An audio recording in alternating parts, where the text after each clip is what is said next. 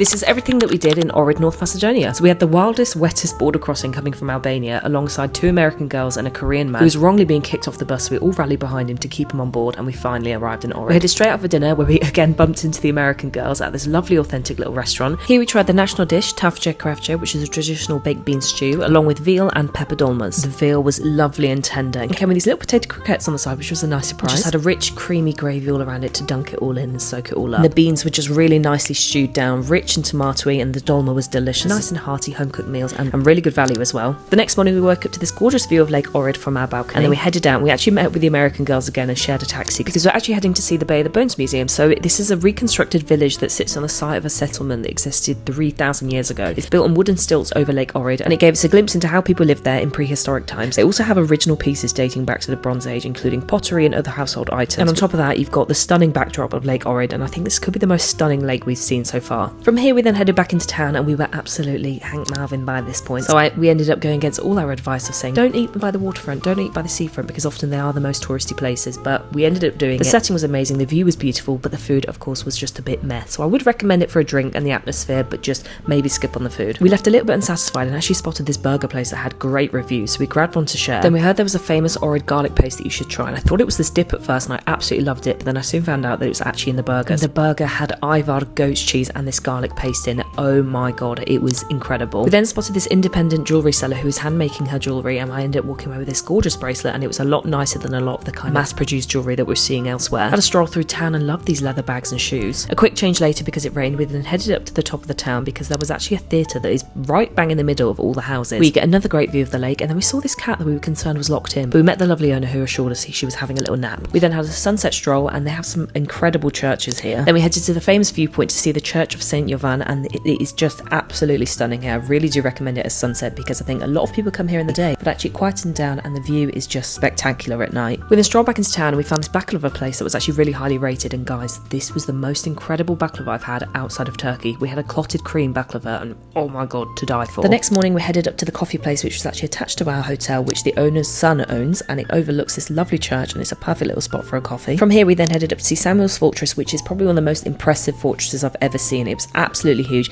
and once again you get another fantastic view. We then decided to go into one of the churches that we visited the day before, and we didn't realise it was actually a recent replica build, but it was still interesting to see how saturated and colourful the frescoes actually would have been at the time. Then for our final evening, we were having a bit of deja vu. We ended up going back to the baklava place because it was so good, and back to the original restaurant that we went to on the first night, where we had the cabbage dolma that came with this delicious smoky bacon. The cabbage dolma was even better than the peppers, and they also had a moussaka which was nice and light and delicious, came with a great sour cream, and a lovely way to end our trip in Ohrid.